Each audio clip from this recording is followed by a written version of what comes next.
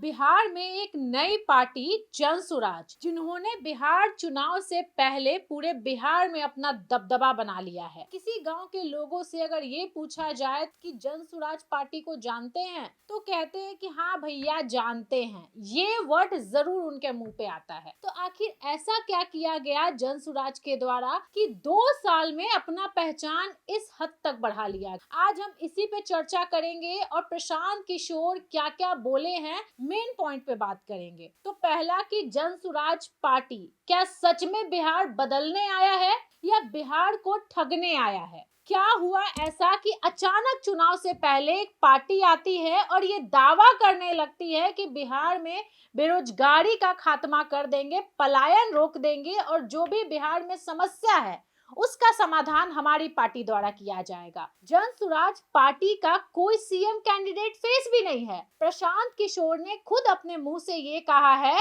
कि भैया मैं सीएम नहीं बनूंगा, मैं सीएम बनने नहीं आया हूँ, मैं बिहार का विकास करने आया हूँ। कई ऐसी बातें प्रशांत किशोर अपने लफ्जों से कहते हैं। उनका ये भी कहना है कि भैया हम वोट कटवा पार्टी हैं, वोट हम आरजेडी का काटेंगे, कुछ वोट हम बीजेपी का काटेंगे और दोनों का वोट काट के हम बिहार में सरकार बना लेंगे। तो क्या सच में बिहार के लोग इतना जन सुराज पे ट्रस्ट कर रहे हैं? देखिए ऐसा बिल्कुल भी नहीं है। हम कहीं भी जाते हैं तो लोगों का एक माइंडसेट बना हुआ है। जो आरजेडी के फेवर में है वो आरजेडी को ही सपोर्ट करते हैं, जो एनडीए के फेवर में है वो एनडीए को ही सपोर्ट करते हैं। उनका माइंड सेट चेंज करना ये बहुत मुश्किल है। दोस्तों बताते हैं आपको कि आखिर जन सुराज पार्टी इतनी जल्दी बिहार में अपना पहचान कैसे बना ली। हालांकि सब लोग जानते हैं कि जब भी बिहार विधानसभा का चुनाव होता है या इलेक्शन का समय होता है तो बहुत नई पार्टी जिंदा हो जाती है, बहुत नई पार्टी पैदा हो जाती है। उसी में एक जन सुराज पार्टी है, लेकिन ये कोई आम और कोई छोटी पार्टी नहीं है।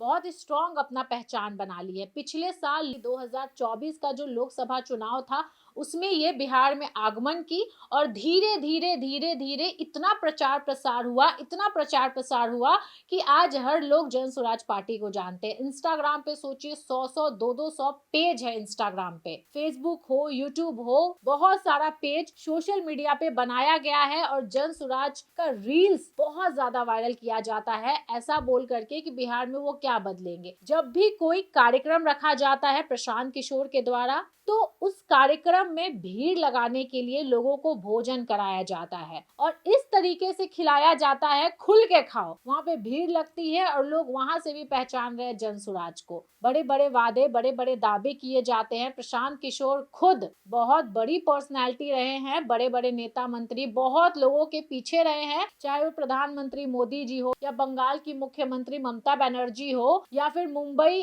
के सीएम हो। मतलब हर जगह उनके पीछे रहकर उनको राजनीतिक प्लानिंग है वो करके देते थे। इसीलिए उनका माइंडसेट बहुत तेज है। उनको पता है कि बिहार में कैसे राजनीति करना है। जिस तरीके से बिहार के मुद्दे को उठा रहे हैं, कुछ लोगों में ऐसा लगता है कि भैया बिहार में हो सकता है वो बदलाव करेंगे। बहुत लोगों का सवाल है कि क्या सच में प्रशांत किशोर बिहार बदलने आए हैं या बिहार को गुमराह करने आए, बिहार में बिजनेस करने के लिए आए हैं। कई लोग ये भी कहते हैं कि जन सुराज जो इतना खर्चा कर रही है नई पार्टी, अगर वो पलायन या रोजगार पे बात करती है तो क्यों नहीं 2-4 फैक्ट्री लगा दे रही है। जिस तरीके से खर्चा किया जा रहा है बिहार चुनाव से पहले फैक्ट्री लगा दिया जाए, उसमें कितने लोगों को रोजगार मिल जाएगा। जन सुराज पार्टी मतलब प्रशांत किशोर का कहना है कि भैया बिहार में अगर हमारी सरकार बनती है तो 1 घंटे के अंदर हम बिहार में शराब चालू करवा देंगे। सोचिए 2015 में बिहार में शराब बंद किया गया था उन तमाम महिलाओं को लेकर के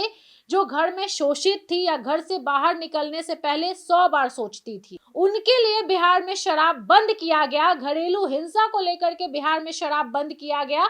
लेकिन प्रशांत किशोर की पार्टी आती है और कहती है कि अगर हमारी सरकार बनती है तो बिहार में शराब हम खोल देंगे। और प्रशांत किशोर का कई स्टेटमेंट आप ये भी देखते होंगे कि वो तेजस्वी यादव का फुल्ली विरोध करते हैं और कहीं कहीं सीएम नीतीश कुमार के पक्ष में बात करते हैं।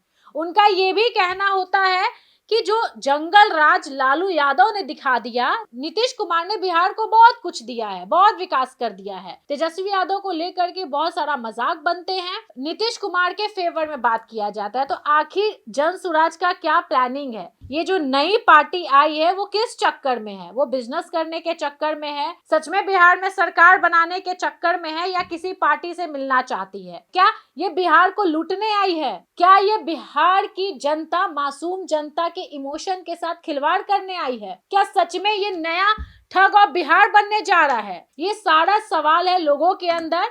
और बहुत लोग जो ट्रस्ट करते हैं नई पार्टी पे, क्या सच में उनको ट्रस्ट करना चाहिए? कोई नई पार्टी बिहार में आकर के बड़ी बड़ी बातें करे, बड़ा बड़ा दावा करे, क्या सच में उन जैसे लोगों पे भरोसा करना चाहिए? देखिए, हम बिहार के हैं, इसीलिए बहुत सारे सवाल मेरे मन में भी उठते हैं, क्योंकि जिस तरीके से जन सुराज अभी प्रचार प्रसार में लगा हुआ है, हर एक लोगों के पास अपनी बातों को पहुंचाने में लगा हुआ है, ये समझ में नहीं आता कि कौन है और ये क्या मकसद है इनका। 2020 में भी एक नई पार्टी आई थी, पुष्पम प्रिया चौधरी की पार्टी। वो अमेरिका से पढ़ कर के आई थी और उनका भी बहुत बड़ा बड़ा दावा था, अपने आप को सीएम कैंडिडेट घोषित की हुई थी कि हम बिहार का सीएम बनेंगे और बिहार में बदलाव करेंगे। तो हर चुनाव में, हर इलेक्शन में ऐसी नई पार्टियां आती हैं, नया नया बड़ा बड़ा वादा किया जाता है, बिहार के लोगों के इमोशन के साथ खिलवाड़ किया जाता है। और ये हकीकत है कि फर्जीवाड़ा हम नहीं जानते, लेकिन बस आप लोग जागरूक रहिए, अवेयर रहिए। बस इस इलेक्शन में देखना है कि जो भौकाल जन स्वराज पार्टी का रहा है, क्या सच में ये वोट कमा पाएगी या वोट कटवा पार्टी बन करके रह जाएगी। बाकी में आप भी कमेंट कीजिएगा जन स्वराज को लेकर के आपकी क्या राय है। बाकी में वीडियो शेयर कीजिएगा। नमस्कार।